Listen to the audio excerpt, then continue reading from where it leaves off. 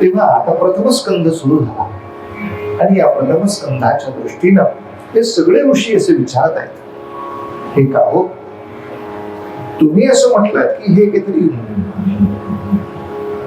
महापुराण आणि याच्यामध्ये 20 अवतार सांगितले. कोणते 20 अवतार? ऐका, साधारणतः या विभूतींना आतापर्यंत आपण अवतार प्रक्रियेत मान्यता दिलेली नाही, पण भागवताने दिली. तर पहिला हा सप्ताह करणारे 4 सनकादिक भावंड यांनाच भगवंताचा पहिला अवतार मानला. चारांची नावं सांगून ठेवतो, सप्ताहाच्या शेवटी मला सांगा. सनक, सनंदन, सनातन, सनत कुमार अशी स्वर्गांची नाव आहे. सनक, सनंदन, सनातन, सनत कुमार या चौघांना भगवंताचा पहिला अवतार म्हणलाय. आपण दशावताराच्या पद्धतीमध्ये मत्स्य, कच्छ, वराह, नारसिंह, वराह अवतार आपण तिसरा मानतो. भागवत कथेमध्ये वराह अवतार द्वितीय क्रमांकावर आहे. स्वतः देवर्षी नारद ही व्यक्ती नाही. नारद ही भक्तिसूत्र किंवा भक्ती सगळ्यांच्या हृदयात प्रतिष्ठित करणारी एक प्रबोधनकारांची गादी आहे. त्यामुळे हे जे कोणी त्या युगामध्ये प्रबोधनकार ते नारद हा तिसरा होता. या तऱ्हेने नारायण नावाचे 2 ऋषी जन्माला आले होते, तो चौथा होता. सांख्य शास्त्र सांगणारे कपिल हा 5वा होता. ब्रह्मा, विष्णू आणि महेश्वर सामूरी बसले मला ते दत्त गुरु दिसले भगवान दत्तात्रेय 6वा होता. यज्ञ म्हणून सुद्धा एक जन्म आहे, तो 7वा होता. ज्यांचं स्थान जैन वाङ्मयात सुद्धा मोठं आहे असे ऋषभदेव 8वा होता.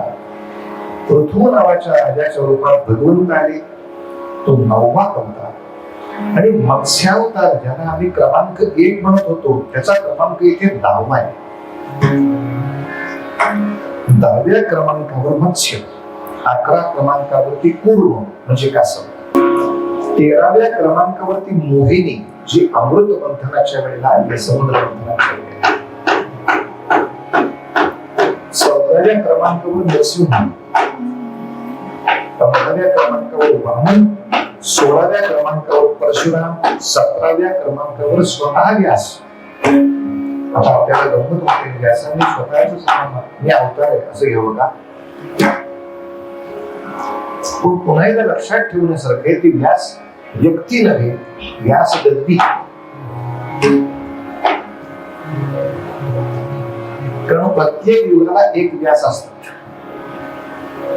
म्हणून व्यासही नेहमी सांगतात की ते 28वे व्यास होते. 4 युग म्हणून एक मनवंतर होतं. कृत, त्रेत, द्वापार, कली 4 युग एकदा झाली, एक मनवंतर, परत कृत युग सुरू. आणि अशी किती मनवंतर झाली तर ऋषींना 7 आठवत आहेत. आतापर्यंत 7 मनवंतर झाली अशी त्याला आठवत आहेत. त्यामुळे प्रत्येक मनवंतरात, एका मनवंतरामध्ये 4 म्हणजे 7 म्हणून 7 चोक 28 हे गणित स्वच्छ दिसत आहे. म्हणून नामदेव महाराजांचा हा अभ्यास पक्का आहे. त्यामुळे ते पांडुरंगाचं वर्णन करताना योगे 28 अशी योग्य त्याच्या ठिकाणी संख्या सांगतात. हा 28 युग आम्हाला आठवतोय. प्रत्येक युगाला व्यास वेगळे असल्यामुळे ते 28वे व्यास आहेत. व्यास म्हणजे मुळात हे वेदांचं, उपनिषदांचं तत्वज्ञान आम्हाला अभ्यास करायला सोपं जावं म्हणून ज्यांनी व्यस्त केलं, ते व्यस्त केलं म्हणून व्यास. म्हणून ती व्यास गद्दी आहे. त्या गादीचं, त्या पीठाचं नाव व्यास आहे. आणि भूमितीच्या नियमाप्रमाणे परिघाच्या एका टोकापासून दुसऱ्या टोकापर्यंत मध्यबिंदूला छेदून होणारी या सगळ्या वर्तुळातली सगळ्यात मोठी रेषा संवितलं पाठ आहे. त्याला व्यास असं म्हणतात. बाकीच्या सगळ्यांची बुद्धी ही त्रिज्या आणि बुद्धी नसेल तर मज्जा. विसरून त्यांचं बाकी सगळं. किंवा 17वा अवतार महर्षी व्यासांचा मानलेला आहे. 18वा अवतार परशुरामांचा. 19वा बलरामांचा सुद्धा अवतारच मानला आहे. आणि 20वा अवतार कृष्ण. म्हणजे तुका म्हणे माझा कृष्ण हा 20वा, या अभंगातला 20वा म्हणजे हा 20वा नाही. त्या अभंगाचा 20वा म्हणजे विश्रांती स्थान. इथे फक्त संख्यात्मक विषय 20वा आलेला आहे. त्याच्यानंतर बुद्ध, कल्की, हंस, हयग्रीव अशा 4 अवतारांची नावं आहेत, पण त्यांचा विस्तार भागवतामध्ये नाही. पण पुढच्या कालखंडामध्ये हे 4 अवतार असतील अशा तऱ्हेचं वर्णन आहे. म्हणजे एकूण आपण इतर कुठलीही पुराण पाहिली तर त्याच्यामध्ये एखाद्या स्वरूपावरती अधिक लक्ष केंद्रित केलेलं असतं. बाकीच्या कथा थोड्या गौण असतात. इथे या 20ही अवतारांच्या प्रमुख घटना आणि कथा एकत्र या ठिकाणी व्यास महर्षींनी दिल्या आहेत.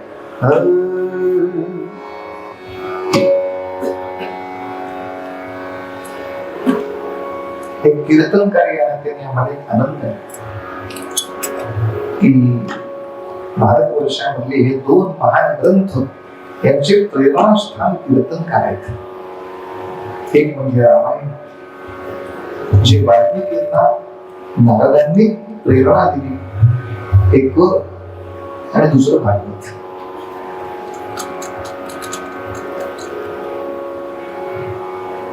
आतापर्यंत 17 पुराण आणि 18 उपपुराण, त्याच्यानंतर पुढे असलेलं देवी भागवत, एवढ्या सगळ्या ग्रंथांची रचना अधिक महाभारताची रचना एवढं करूनही व्यासांच्या मनातला असंतोष कमी होईना.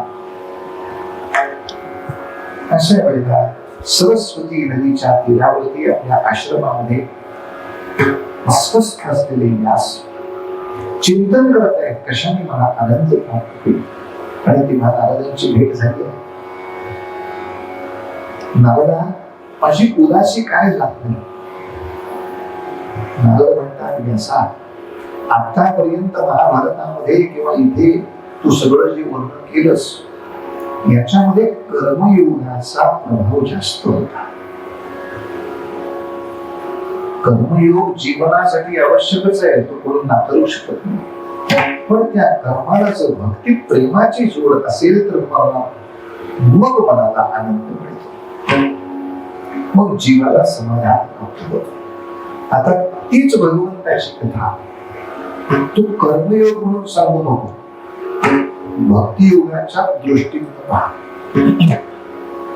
एका भक्ताच्या दृष्टीने पाहून त्या भगवंताच्या गुणांचं संकीर्तन कर, मग किती फरक पडतो. आणि हा आनंद प्राप्त होण्यासाठी व्यासांनी त्या भागवताची रचना केली. म्हणून ह्याचं महात्म्य जास्त मांडलं की इतक्या सगळ्या पुराणांनी ज्ञान वाढेल, पुण्य वाढेल. आनंदाचा जो शेवटचा विषय आहे, व्यासांना जो सगळ्यात मोठा आनंद प्राप्त झालाय, तो इथे बडबड करून काही उपयोग आहे का? अनुभवून घ्या. अशी सांगणारे रसिक आहेत मला. हे किती वेळ आम्ही ऐकायचो. त्याचा गोपाळकृष्ण असे आहेत, गोपाळकृष्ण तसे आहेत. गोपाळकृष्ण म्हणजे काय आहेत, किती वेळ ऐकलं. भक्ती गायनाचा, भक्ती संकीर्तनाने मनाच्या अवस्था पटकन बदलू शकतात. त्याचा प्रत्यय राधा मधुमिंद,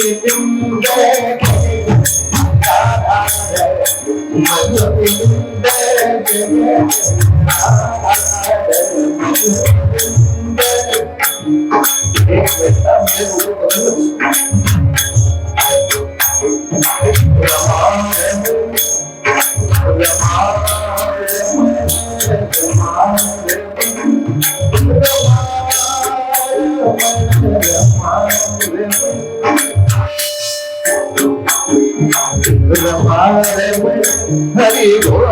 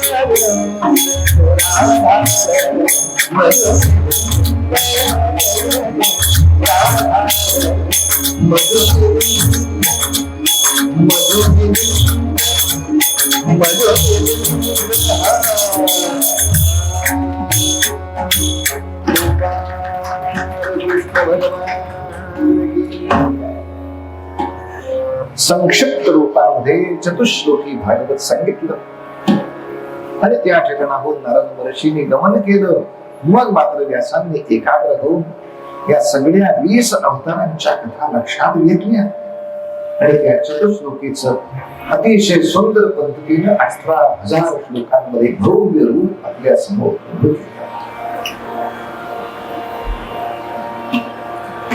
व्यासांना एक काळजी होती की इतकं सुंदर या ठिकाणी भगवंताचं लीला चरित्र मी निर्माण केलंय, लोकांच्या जीवनात आनंद दिला, तर मी किती वेळ पूर्ण त्याला कोणी उत्तराधिकारी पाहिजे. म्हणून साक्षात भगवान शिवशंकरांची प्रार्थना केली, तुम्हीच आमच्याकडे जन्माला या आणि ह्याची पुढची धुरा घ्या. आणि शुक्राचार्य हे भगवान शंकरांचा अवतार आहे अशी धारणा.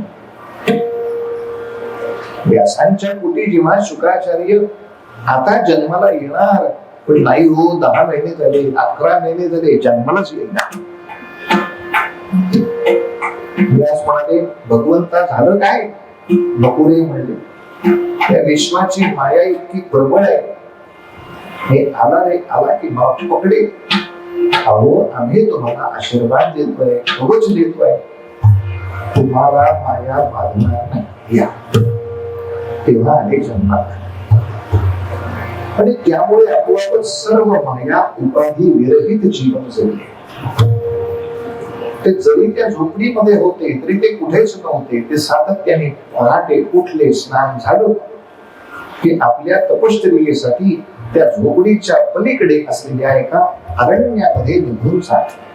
त्या झोपडीच्या पलीकडे अरण्य होतं, पण मध्ये एक नदी होती आणि त्या नदीमध्ये अनेक अप्सरा स्नान करायला येत.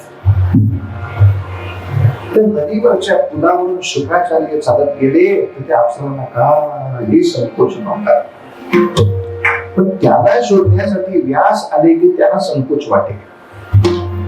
व्यास म्हणाले, काग माझा तरणा भांड पोरगा इकडून तिकडे गेला तर तुम्हाला काही वाटत नाही, मी हाताकडे इथं आहोत तर लगेच तुम्हाला संकोच वाटतो. त्या हसल्या आणि म्हणाल्या, महर्षी अहो शुक्राचार्याचे नेत्र हे जन्माला आलेल्या बालका इतके निर्मल आहेत. त्याच्या नेत्रामध्ये स्त्री पुरुष हा देहभेदच येत नाही. ते सतत समोर पाहिलं की आत्मस्वरूपच पाहतात. त्यामुळे मायाविध कोणताच विकार त्यांच्यात उत्पन्न होत नाही. यासाठी आपल्या ब्राह्मण पंडितांनी समर्थ रामदास स्वामींचं वर्णन करताना शब्द हाच वापरला, शुकासारखे पूर्ण वैराग्याचे वसिष्ठापुरी ज्ञान योगेश्वराचे. शुकासारखे आपल्या लहान मुलांना आपण खूप वेळा श्लोक शिकवतो पण आग्रह करत नाही. शचा उच्चार शच करायचा. अनेक मुलं सुखासारखी म्हणतात आणि अख्ख्या श्लोकाला सुकवून टाकतात. बरं, मुलंच म्हणतात असं नाही, आई बाबांपासून ही वाईट सवय लागली, अतिशय वाईट सवय. स आणि श, एसटी नाही यष्टी. अरे यष्टी म्हणजे देहाचा आकार आणि एसटी म्हणजे आपण त्याच्यात बसून गावाला जातो ते. अनेक लोक नेहमी त्रास देतात, महाराज तुमच्याकडे शिडी आहे का, तुला कुठं चढायचंय? चढायचं नाही, हो गाणं ऐकायचंय. अरे गाणं ऐकतात त्याला शिडी म्हणतात. माझ्या राजांना वरच्या मजल्यावर जायचं असेल तर शिडी असते आणि मग आम्हालाच शिकवतात. असं नाही होत. शिडी काय शिडी काय एकच आहे. हे पदार्थ तरी एक आहेत का? त्याला फक्त एकाच भाषेत सांगता येतात. आता तू असं कर, गणपती उत्सवाच्या वेळेला गणपती आणण्यासाठी दुकानात जा आणि त्याला सांग साडूचा गणपती द्या. तो तुला चपलेनं मारायला येतो का नाही बघ. तुझ्या साडूला तू इथं कधी बुक केला होता? मग तू त्याला सांग की हे सगळे दुकानातले गणपती हे साडूचेच आहेत. तुझ्यावरती आवड नुकसानी लागेल तू. मग साडूचे आहेत आणि शाडूचे आहेत याच्यात जर फरक आहे, शिडी आणि शिडीमध्ये जर फरक आहे, तर मग सुखासारिकेच्या ऐवजी सुखासारिके का सहन करायचं? मग कशासाठी? आग्रह धरला तर सगळं व्यवस्थित होईल. जाऊ दे, एवढा तरी म्हणतोय ना, अशी सूट द्यायची. शुकासारिके पूर्ण वैराग्याचे, असं वैराग्य. पण व्यासांना एक दुःख झालं की आपण ज्याच्यासाठी याला जन्माला घातलं त्या भागवताकडे ते बघतच नाहीये. त्याच्याकडे बघतच नाहीये. एकांत साधनेसाठीच चालले. तर शेवटी एक उपाय केला. त्या भागवतातले काही श्लोक आपल्या शिष्यांना शिकवले आणि त्यांना सांगितलं, आमचे शुकाचार्य जिथे तपश्चर्या करतात त्याच्या आसपासच्या झाडाखाली बसून का. एके दिवशी शुकाचार्यांचं ध्यान उतरलं आणि त्याने तो श्लोक ऐकला. त्या श्लोकामधलं भगवंताचं गुणवर्णन ते इतकं आवडलं आणि सहज त्याने चौकशी केली, कोणाची रचना आहे हो ही? त्या शिष्याने कपाळावर हात म्हणून घेतला, आपल्याच वडिलांची रचना आहे. तुम्ही त्याच्याकडे बघत नाही म्हणून ते दुःखी आहेत, ते आम्हाला शिकवायला बसलेत. तुम्ही लवकर शिका. आणि शुकाचार्यांनी सुद्धा त्याच्यामध्ये आनंद शोधला. तर नारदांनी सांगितलं होतं ते प्रवचनामध्ये किंवा वाङ्मयामध्ये आनंद नाही असं नाही, पण त्याला मर्यादा आहे. भागवत ग्रंथामध्ये नारदांचा पूर्वजन्म आहे. तेव्हा पूर्वजन्म असतो का पुनर्जन्म असतो का त्याच्यावर चर्चा नाही करायच्या. नारद सांगताय. हरिपाठामध्ये ज्ञानेश्वर माऊली पण सांगते मागील जन्मी मुक्त झालो. सकल संत गाथेमध्ये भानुदास महाराज पण सांगतायत, जन्मोजन्मी आम्ही बहुपुण्य केले. एवढ्या संतांचे पुरावे असताना दुसऱ्या कोणाला विचारायचंच कशाला?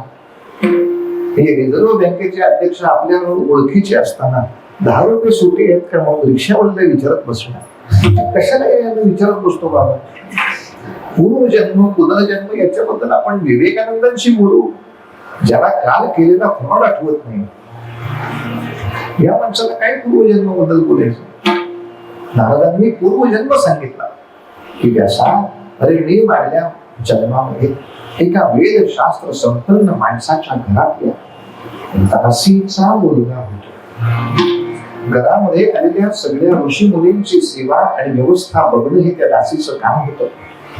मी आईला मदत करत होतो आणि त्या सेवेमध्ये हा छोटासा चुळचुळीत मुलगा छान मदत करतो.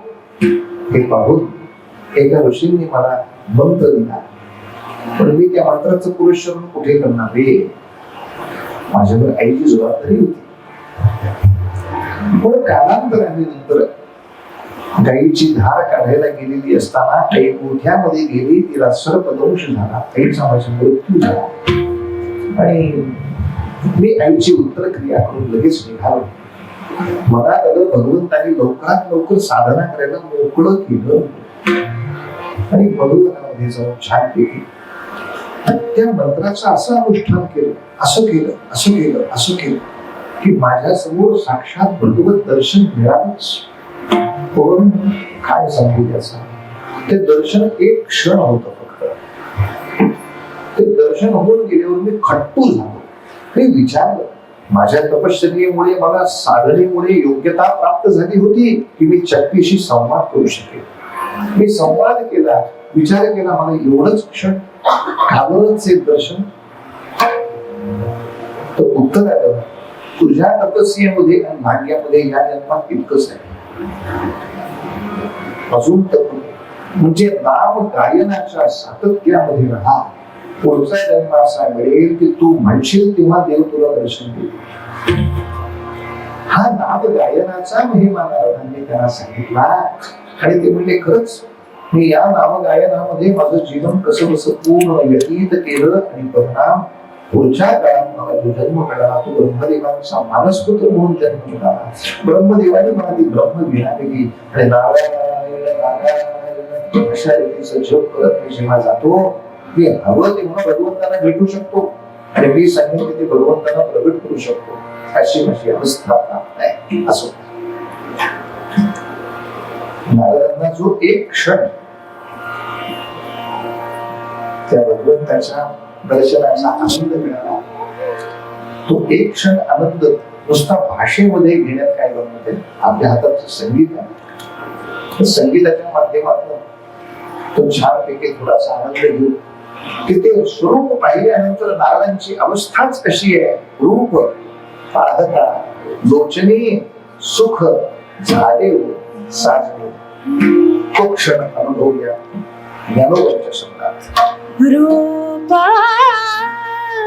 पाहता लोचनी सुख झाले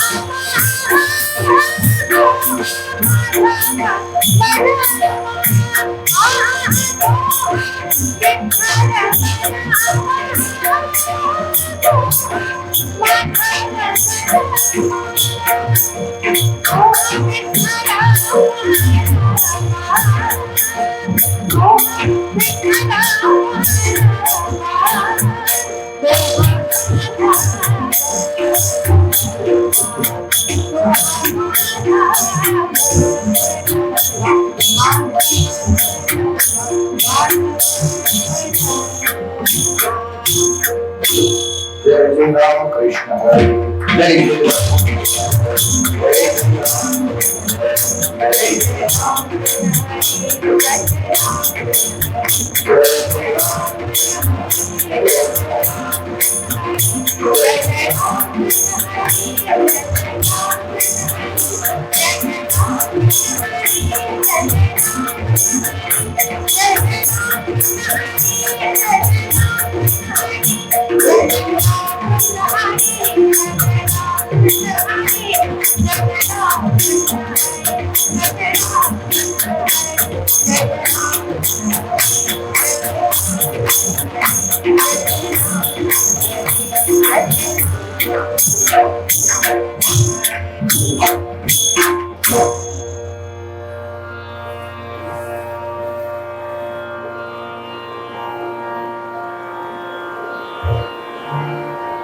सगळ्या ऋषींचा एक खूप महत्वाचा प्रश्न आहे आणि तो प्रश्न असा आहे की हे सूत महर्षी, आम्ही शुकदेवांचं महात्म्य असं ऐकलंय की ते एका ठिकाणी फार वेळ थांबत नाही.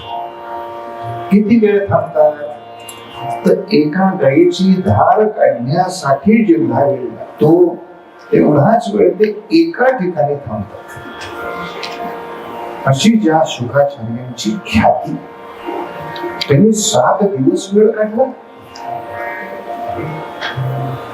शुक्राचार्यांनी 7 दिवस वेळ काढावा असं हा परीक्षित कोण हो? आपल्याला आश्चर्य वाटतं की शौनकादिक या ऋषींना हा प्रश्न का पडावा की कोण परीक्षितीला त्यांना माहित नसेल का? शक्यता नाकारता येत नाही. तर जेव्हा हे 88,000 ऋषी वर्षानुवर्ष एकाच ठिकाणी एक महायज्ञ करत आहेत, त्यामुळे एकूण भारतवर्षामध्ये काय काय घडामोडी चालली आहेत, कसं चाललंय याच्याकडे फारसं कोणाचं लक्ष तितक्या प्रमाणात नाही. त्यामुळे बाहेर युग बदलत आहे, समाज बदलतोय याच्याबद्दल मात्र त्यांना जाण आहे आणि त्यासाठीच त्यांना पुण्यवर्धनासाठी यज्ञ कार्य त्यांचं चालू आहे. आणि एवढ्यासाठी तोच आदर्श डोळ्यासमोर ठेवून आपण सुद्धा किंवा सगळीकडेच जिथे जिथे भागवत कथा होते तिथे भागवताबरोबर काही ना काही हवन कृत्य सुद्धा हे निश्चितपणे केली जातात. याचं कारण त्याचं अधिष्ठानच ते आहे ना. एका बाजूला अशा रीतीनं हवनयुक्त यज्ञ आणि दुसऱ्या बाजूला ज्ञान यज्ञ आणि अधिक संहिता वाचन. संहितेचं सुद्धा खूप महत्व आहे. कारण असं आहे, आता आपण जे ऐकतोय तो त्याचा अर्थ आहे, अन्वय अर्थ आहे. अन्वयार्थ बरोबर आहे, ठीक आहे, पण अन्वयार्थाचा परिणाम नामाच्या परिणामासारखा होत नाही. उदाहरण आहे का, श्रीराम हे नाम. आता श्रीराम नामाचा अर्थ काय ते मी सांगू शकतो की या विश्वामध्ये ऊर्जा उत्पन्न करणारं जर कुठलं अक्षर असेल तर ते हे अक्षर आहे. जिथे ऊर्जा येते, जिथे ठिणग्या उडतात, जिथे घर्षण येतं तिथे हाच आवाज. म्हणजे सुरीला धार लावण्यापासून ते करवत कापण्या, लाकडांनी करवत, ते करवतीनं लाकूड काप, खर खर हाच रकाराशिवाय ती ऊर्जा आणि तो घर्षण हे उत्पन्न करणार नाही. ऊर्जा निर्माण करतो आणि मग त्याला संयमित करतो. कारण कोणत्याही गोष्टीला आपण फार बोलू लागलो की आपली गुण मर्यादा आणि मर्यादित राहा हे सांगण्यासाठी सुद्धा ते शब्द वापरतात.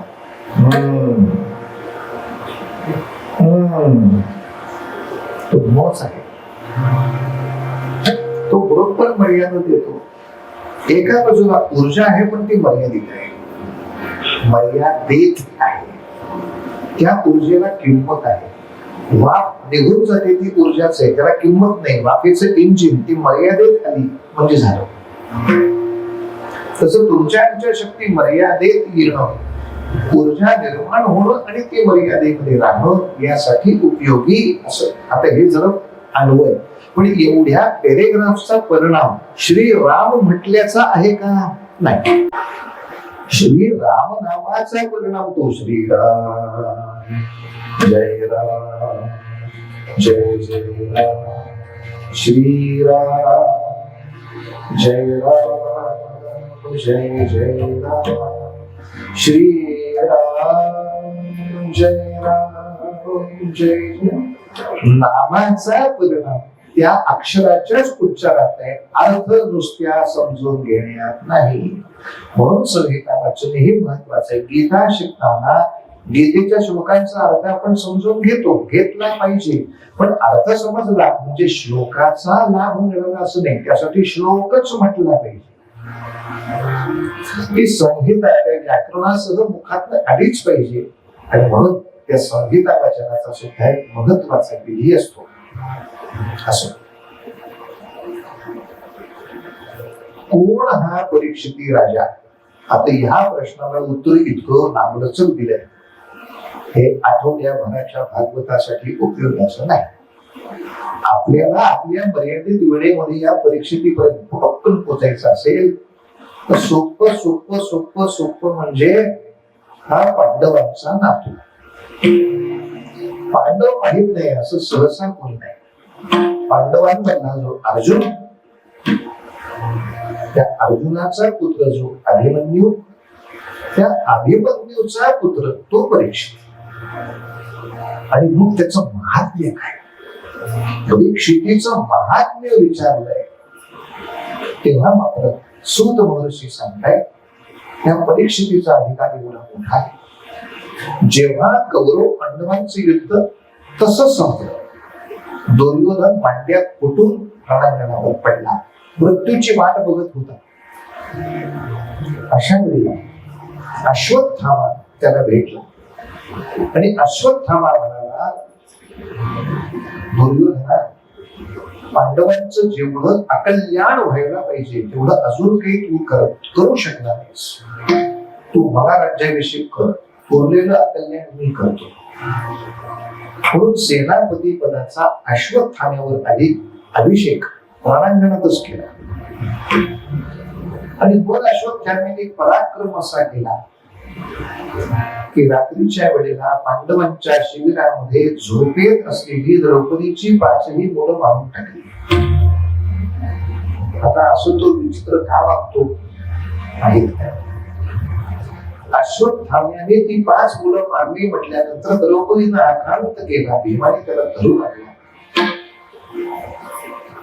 पण गोपालकृष्ण म्हणजे अडचण अशी आहे, हा आतताई आहे म्हणून हा वध करायला योग्य आहे, पण हा गुरुपुत्र आहे आणि म्हणून वध करता येत नाही. अधिकांश मध्यम मार्ग शोधून काढला पाहिजे.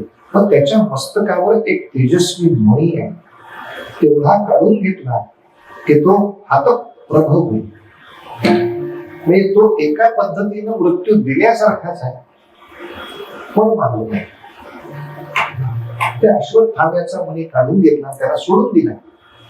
आता तरी त्या माणसाने शहाणं व्हावं, पण दुर्दैवाने तसं झालं नाही. द्रौपदीची 5 मुलं तर मारलीच, पण अभिमन्यूच्या पत्नीच्या उदरात पांडवांचा पुढचा वंश होता, त्या गर्भातलं सुद्धा लेकरू मारायला हा सिद्ध झाला. आणि त्या गर्भातलं लेकरू मारण्यासाठी ब्रह्मास्त्राचा प्रयोग केला. गोपाळ कृष्ण होते म्हणून निभावलं, त्यांनी ब्रह्मास्त्राचा निराश केला, पण तरी सुद्धा तो गर्भातून मृतच जन्माला आला.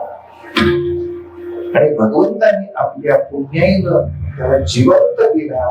ज्याला जन्मतःच मृतावस्था होती, पण भगवंतांनी स्वतः त्याला जिवंत केला. तो परीक्षिती का शुकाचार्यांनी 7 दिवस त्याच्यासाठी द्यावे, त्याचा अधिकार काय? अरे ज्यांचं गुणगान घ्यायचे त्यांनी याला जिवंत केलाय, गर्भात असताना त्यांनी याचं रक्षण केलंय. त्या परीक्षितीचा अधिकार मोठा मध्ये का? पण का हो, त्या परीक्षितीच्या राजवाड्यात जाऊन शुकाचार्याने सांगितलं की हो नाही, असं काही झालं नाही. परीक्षिती जेव्हा राज्यावर आला तेव्हा द्वापार युग संपत होत आणि आता कलियुग येत होत.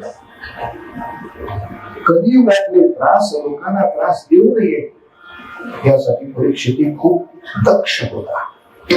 कथा अशी सांगितली आहे, परीक्षिती राजा नगरामध्ये भ्रमण करत असताना त्याला एक क्रूर माणूस दिसला, ज्याने एका बैलाचे 3 पाय तोडले आणि एका पायावर कसा बसा बैल उभा होता. पुन्हा एकदा ही रूपकात्मक कथा आहे. आपल्या भारतीय परंपरेमध्ये धर्माला बैलाची उपमा देतात. आणि सत्य, तपश्चर्या, शौच या सगळ्या गोष्टी धर्माचे पाय मानले जातात. या धर्मात धर्म ज्या 4 पायावर उभा असतो त्यातले 3 पाय तुटले होते, म्हणजे धर्म असा तळाला जाऊ लागला होता. परीक्षितीला तो पुन्हा प्रतिष्ठित केला. पण कलियुग असं म्हटलं, हो विद्वान, आम्हाला पण द्रौपदेवानेच पाठवले ना, तेव्हा काही काळ तरी आम्हाला आमचं राज्य करू द्या, आम्हाला राहायला आधी जागा द्या, मग आम्ही आमच्या हातपाय बसून. परीक्षिताने त्याला 9 जागा दिल्या. या 9 ठिकाणी फक्त राहा. लोक म्हटले का हो, ज्याचा पुढे त्रास आहे त्याला राहायला जागा दिलीच कशा? त्रास आहे बरोबर आहे, पण त्याच्यापासून लाभही आहे. फायदा असल्याशिवाय कोणी हे गणित करत नाही. कृतयुगामध्ये ज्या भगवंताचं दर्शन हे ध्यान धारणेनं होत होतं, त्रेतायुगामध्ये ज्या भगवंताचं दर्शन हे यज्ञ यागाने होत होतं, द्वापार युगामध्ये ज्या भगवंताचं दर्शन हे अर्चन भक्तीनं होत होतं, कलियुगाकडे सगळ्यात मोठी सवलत आहे. कलियुगात तेच भगवत दर्शन हरिमुखे म्हणा, हरिमुखे म्हणा, हरिमुखे म्हणा, हरिमुखे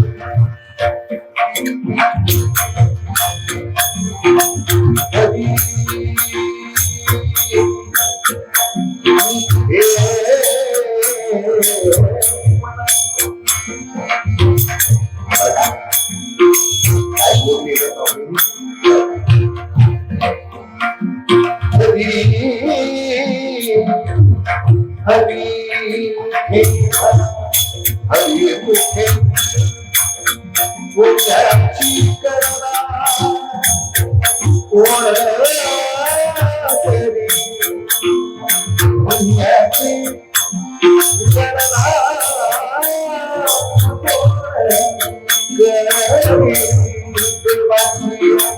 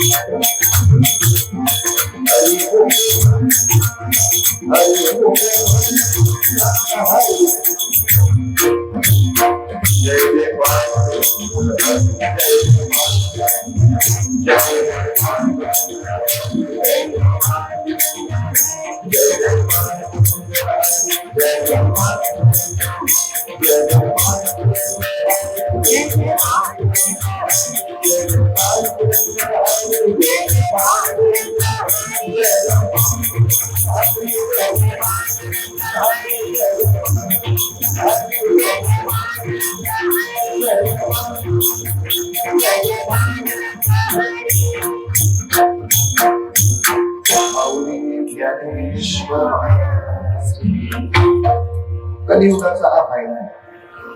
म्हणून कलियुगाला राहायला दिलं.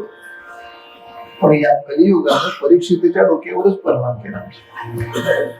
एके दिवशी हाच परीक्षित राजा शमिक नावाच्या ऋषींच्या आश्रमात गेला आणि त्या ठिकाणी ऋषी ध्यानस्थ बसले होते. कलियुगाचा परिणाम होता. त्यांनी याचं डोकं फिरवलं. याच्या मनात आलं मी राजा आहे, मी आल्यानंतर मला उठून याने उत्थापन दिलं पाहिजे. अरे राजाला उठून उत्थापन दिलं पाहिजे, सन्मान दिला पाहिजे. पण कोणी दरबारातल्या लोकांनी, आश्रमामधले तपस्वी, त्याने उठून उभं राहायचं का राजासमोर? आतापर्यंत परंपरा अशी आहे, राजे महाराजे आले तर त्याने त्या ऋषींच्या समोर लोकांपर्यंत घालायचं आहे. ही परंपरा त्या कलियुगाच्या प्रभावाने डोक्यातून गेली. परीक्षिताला सुद्धा अहंकार मला त्याने त्याने उठून सन्मान दिला. तिथे एक मेलेला साप पडला होता. त्या सापामध्ये मान टोचला आणि तो मेलेला साप तसाच गळ्यात टाकला त्या ऋषींच्या. त्या ऋषींचा अपमान करण्यासाठी, तुम्ही माझा अपमान केला, मी तुमचा अपमान करणार, आणि साप टाकून निघून गेला. तर शमिक ऋषींचा पुत्र होता शृंगी नावाचा. त्यांना जे वाटलं आपल्या वडिलांच्या गळ्यामध्ये साप आहे. त्यांना वाटलं त्या सर्पाच्या दंशाने आपल्या वडिलांचा मृत्यू झाला असावा. ज्या कोणी सर्पदंशाने माझ्या वडिलांना मारलं, हा मनुष्य आजपासून 7व्या दिवशी सर्पदंशानेच मरेल, असा शाप उच्चारला. त्याचा शाप दिला. उंच झालेला आवाज ऐकून शमिक ऋषी जागे झाले. काय ओरडायला करतोयस? ठीक आहे बाबा, तुम्ही अजून मेला नव्हता? नाही, मी जिवंत आहे. अरे मला वाटलं तुम्ही मेला म्हणून मी त्याला शाप दिला. कोणाला? ज्याने तुमच्या गळ्यात साप टाकला असेल त्याला. कोण आलं होतं? मी नाही बघितलं. आता कोण सांगणार, कोण करतो? पण आपल्या सगळ्या ऋषींच्याकडे सीसीटीव्ही कॅमेरे जबरदस्त होते. असे डोळे म्हटले की त्यांना मागचं सगळं दिसायचं. असा पूर्वी कोण आलं होतं? शमिक ऋषी म्हटले, हे वेड्या, अरे हा अभिमन्यूचा पुत्र, याला शाप दिलास. आता आधी त्याला जाऊन सांग, शाप तर परत नाही येणार, पण किमान त्याला आवराआवर करायला वेळ मिळेल. अचानक आता होते गेले हो असं नाही होणार. त्याला समजेल 7 दिवस आपल्या हातात आहे. खरं म्हणायला काय, तुम्ही भागवत 6 दिवसाचा कसा दिवस, पण पहिल्या दिवस त्याच्यातच गेला ना. आताची परीक्षिती त्याला ते समजलं त्याच्याकडून, आणि आपल्याला शाप मिळालाय. जेव्हा समजलं त्या दिवसापासून 7व्या दिवशी सर्पदंश आहे. म्हणजे त्याला समजा सकाळी आश्रमात येऊन गेला, त्याला ते दुपारी समजलं आता मला गंगा किनारी गेलं पाहिजे, म्हणून त्याने आपल्या मुलाचा राज्याभिषेक केला. तो जरी संध्याकाळी गंगेवर आला तरी भागवताचं त्याचं श्रवण सुरू होणार दुसऱ्या दिवसापासून. या दिवसापासून 7 दिवस म्हणजे दुसऱ्या दिवसापासून 6व्या दिवशीच संपणार आहे तो. आमचे डोंगरे महाराज म्हणतात परीक्षिती भाग्यवान. का? त्याला खात्री होती 7 दिवस आहे. तुमचं बाजू काय? कोणी खात्री दिली? जाण्याचं तिकीट काढलंय असाल तर अनेकांच्या कथा आपण याच ऐकतो ना. मगाशी तर माझ्याशी बोलली, चहा द्यायला येतो म्हटली, चहा होते पर्यंत संपलं. कोणाला कुठली खात्री हो? परीक्षिताने किमान आपला सगळा तो आशा पोटाला जनमेजय नावाचा त्याला पुत्र होता. त्या पुत्रात राज्याभिषेक केला आणि परीक्षिती गंगेच्या किनाऱ्यावर आला. तिथे शुकमुनी आले होते, त्यांना विनंती केली. 7व्या दिवशी बघा तक्षक दंश करणार नाही जाणार, त्यात संशय. पण आता माझं जीवन फक्त तुम्ही मंगलमय करा, ते आनंदाचं करा, सुखाचं करा, मला त्याचं दुःख नाही होता म्हणजे जीवन मंगलमय करणं, जीवनाचा एकूण कालखंड दुःखमुक्त करणं, हे भागवत सांगण्याचं आणि भागवत ऐकण्याचं एक महत्वाचं फल आहे. आणि म्हणून त्याच्यामध्ये काही प्रक्रिया सांगितल्या. माझं चिंतन कुठलं तेवढं सांगतो. माझं चिंतन इतकंच आहे की जर 7 दिवसात या या या या कथा पहिल्या दिवशी, या या या या या कथा दुसऱ्या दिवशी, या या या तिसऱ्या, असं वर्गीकरण आहे. मी जेव्हा पहिल्यांदा भागवत शिकलो तेव्हा ते वर्गीकरण मी वाचलं. त्यानंतर बऱ्याच वेळेला केलं, तोपर्यंत मला सापडलं नव्हतं गणित. मी आपल्या एका मागे गोष्टी सांगायचो मस्त ह्या कथा. नंतर कुठेतरी लक्षात यायला लागलं की प्रत्येक दिवसाच्या जरी वेगवेगळ्या कथा असतील तरी त्या दिवसाच्या 6 कथांचं तात्पर्य एकच आहे. म्हणजे एकेका तात्पर्यासाठी 6 कथा येतात. आता तू या पायरीवर गेलास तर या पायरीवर असलेल्या 6 कथा येतात. मला एक राजाराणीची गोष्ट सांगा ना, असं सांगून ती कथा येत नाही. ती जरी दिसत अशी असली की मला यांची कथा सांगता का, तरी त्या कथा सांगण्यामागे उद्देश. आज दिवस कितवा आहे? या दिवसाला तू कोणत्या अभ्यासापर्यंत आला आहेस? हा तुझा अभ्यास ज्याने आणि याच्या पुढच्या अभ्यासासाठी तू ज्याच्यामुळे सिद्ध होशील, अशी सगळी तात्पर्य त्या दिवसाच्या कथेची येतात. तेव्हा त्यासाठी त्या ठिकाणी त्याचं ते नियोजन झालं असावं, असं एक माझं चिंतन आहे. तुम्ही ते अमान्य करू शकता, त्या संशय. पण मी तुम्हाला दाखवून देईन उद्यापासून ज्या ज्या कथा येतील, किती 6 जरी कथा आल्या तरी 6ही कथाचं तात्पर्य एकच होत नाही आणि ती आपली पायरी असते. आता मी कोणत्या पायरीवरती उपासना करतोय, मी कोणत्या पायरीवरती साधना करतोय, पहिली पायरी कोणती आम्हाला उपासना करायची आहे हे मी ठरवून एका ठिकाणी आलो. पहिली आता शुक्राचार्य उपासना सांगितली. ही जी शुक्राचार्यांनी पहिली उपासना सांगितली तिथे आपल्या पहिल्या दिवसाच्या कथांची समाप्ती असते. कोणत्या ठिकाणी काय उपासना सांगितली आचार्यांनी? राजा, आपल्याकडे वेळ खूप थोडा आहे आणि गती खूप घ्यायची, त्यामुळे आपण जाता येता नामस्मरण करतो, त्याचं फळ असतच, ते मिळतं. पण त्याचं अधिक फळ मिळवायचं असेल तर थोडीशी ध्यान प्रक्रिया पूर्वक नामाकडे बघितलं पाहिजे. जसं एक छोटं उदाहरण सांग. अनेक गाणारी माणसं जाता येता गातच असतात. अंगावरती टावेल घेतला, आंघोळीला निघाले तरी सुद्धा हवा मी उडता जाय मेरा नाव दुपट्टा बोल असं काहीतरी गाणं म्हणत जातात. त्यांना अनेक असे bathroom singer, dressing room singer, home singer असे बरेच सिंगर या जगात आहेत. जाता येतं गाणं गुणगुण याच्यात काही वाईट नाही, आनंद आहे. पण याचा उपयोग तुम्हाला गायक व्हायचं असेल तर होत नाही. गायक होण्यासाठी तुम्ही गाणं शिकवणाऱ्या मास्तर पुढे 2 तास का होईना मांडी करून पहिलं बसलं पाहिजे आणि तो सांगेल तसं सारे गम गदरेसा म्हटलं पाहिजे. तिथं आपलं डोकं चालवायचं नाही, तरच गायकाच्या दृष्टीनं काम करता येतं. पूर्वी आम्हाला इतका कंटाळा यायचं तुम्हाला सांगतो. आमचे बाबा होते म्हणूनच आपण थोडीशी जमलं. बाबा त्याचं इतकं चविष्ट रूप करून टाकायचे, त्यातून नुसतं ते म्हणायला घोटण सारे ग प ग सा सा ग प गोरी सा सा ग प. मृत्यू कोणाला गेल्यासारखं वाटायचं. सारे ग प ग काय वागवा कंटाळा येतो.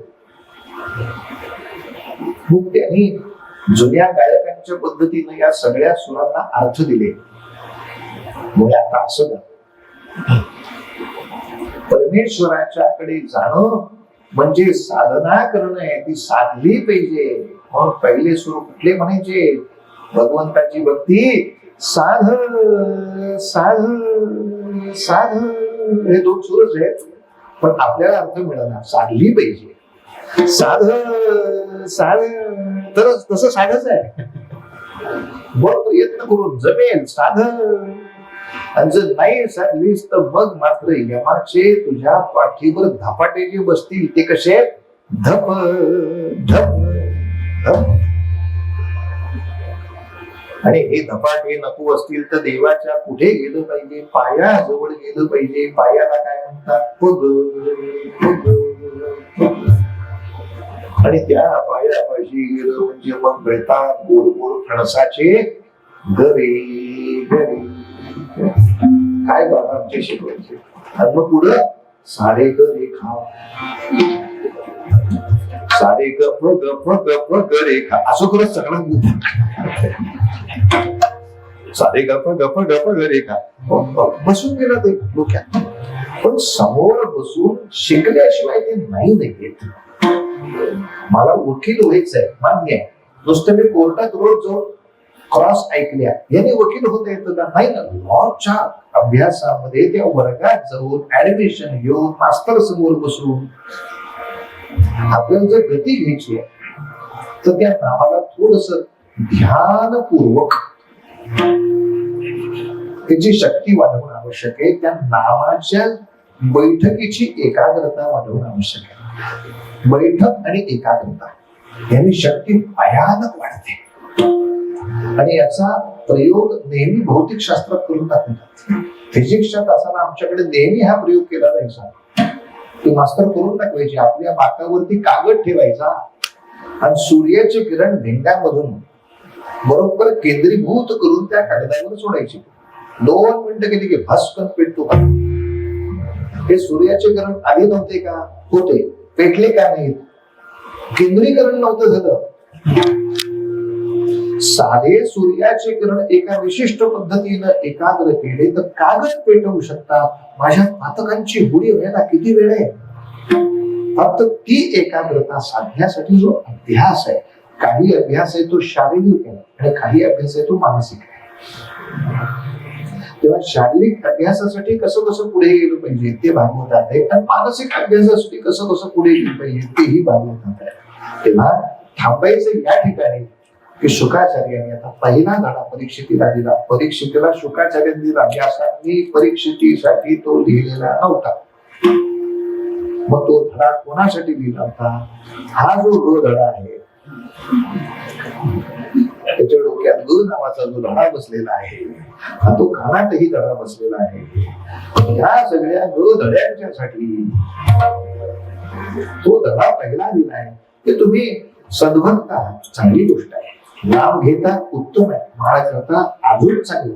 पण कुठली तरी दिवसातली एक वेळ ठरवू एका विशिष्ट आसनामध्ये. आता शुकाचार्य सांगतायत जे व्यासांनी शिकवलंय ते दोन प्रकारची ध्यान करायचा प्रयत्न करावा. कोणत्या प्रकारची ध्यान? एक ध्यान परमेश्वराच्या विराट स्वरूपाचं ध्यान. किती विराट स्वरूप आहे भगवंताचं? तर आपण जो राहतोय हा पृथ्वीलोक, याला भूलोक असं म्हणतात. तर पुराण असं सांगतं की या भूलोकापासून खाली 7 लोक आहेत, 7 प्रांत आहेत.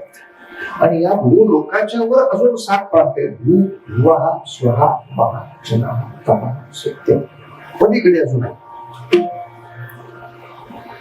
तर मी भूवरती आहे, याच्या खाली 7 आहेत, याच्या वरती 6 आहेत. एवढ्या व्यापक रूपामध्ये कसा भगवंत आहे? त्या प्रत्येकाचं वर्णन आहे. आज पहिल्या दिवशी सगळं सांगितलं तर जड होईल, पण हे जे वर्णन आहे ना प्रत्येकाचं, ते सांगतो. पण आधी विशाल रूपाचं ध्यान करत नाम घेणं, हा थोडासा अभ्यास करायचा. आणि नंतर पुन्हा एकदा सूक्ष्म रूपामध्ये, स्थूल रूपामध्ये, छोट्या रूपामध्ये, मूर्ती रूपामध्ये नामासह माझी सर्व चित्तवृत्ती त्याच्यामध्ये कशी एकाग्र होईल.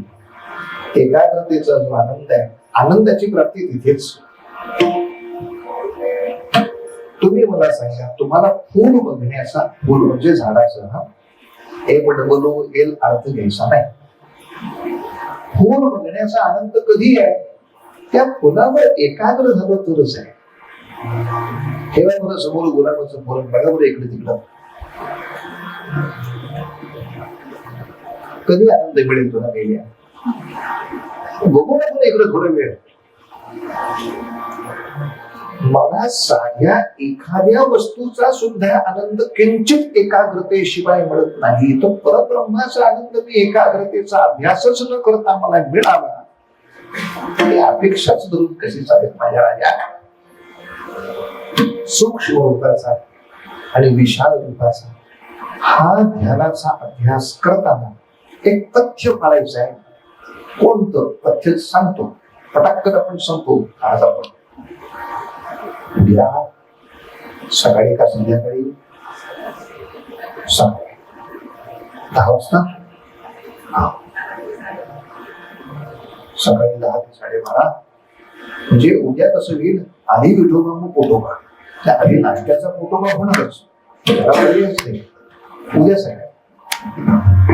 हे सगळे प्रक्रिया होतात सांगतो. आणि आजचा सस्पेन्स थोडासा ठेवतो, मालिका चालू ठेवायची, सस्पेन्स ठेवला पाहिजे. साहेब मालिका टीव्ही चालतो का तुमचा? पण विशाल रूपाचं ध्यान करताना कोणत्या लोक या शब्दाचा अर्थ माणसं घेऊ नका. प्रांत म्हणजे लोक. कोणत्या प्रांतामध्ये या सृष्टीमध्ये भगवंताच्या कोणत्या अवयवाचं चिंतन ते सांगतो. पण त्याच्याही पलीकडे जाऊन संतांचं चिंतन आहे की हे तर भूवर लोक फक्त बघितले. संत याच्या पुढे जाऊन म्हणतात, झाड बघितलं तरी देवाचं दर्शन आहे, पाषाण बघितलं तरी देवाचं दर्शन आहे. आणि त्यामुळे शब्द असे आहेत, कोटी कोटी रूपे तुझी, कोटी सूर्य चंद्र तारे, कुठे कुठे शोधू तुला, तुझे असंख्य देवारे. एका देवाऱ्यात थोडीच तू आहेस, एवढे जगामध्ये तुझे देवारे पडले आहेत. तर सगळ्यामध्ये तुला आधी बघण्याची मी सवय करतो. नाम घेत घेत कुठल्याही गोष्टीकडे पाहिलं तर भगवंताची तिथे जाणीव झाली की आपण त्याला त्रास देत नाही किंवा त्याची चुकीचा वापर करत, त्याला यातना देण्याची इच्छा माझ्या मनात होत आहे. ते सुद्धा भगवत स्वरूप आहे, त्याला कशी यातना देईल? मानसिक प्रक्रिया सुरू झाली, शारीरिक प्रक्रिया सुरू झाली ध्यानधारणेची. कोटी कोटी रूपे तुझी, कोटी सूर्य चंद्र तारे. मात्र हे ध्यान करत असताना काय पथ्य पाळायचं ते गाणं ऐकून झाल्यानंतर सांगतो, म्हणजे मग आजचा दिवस समाप्त.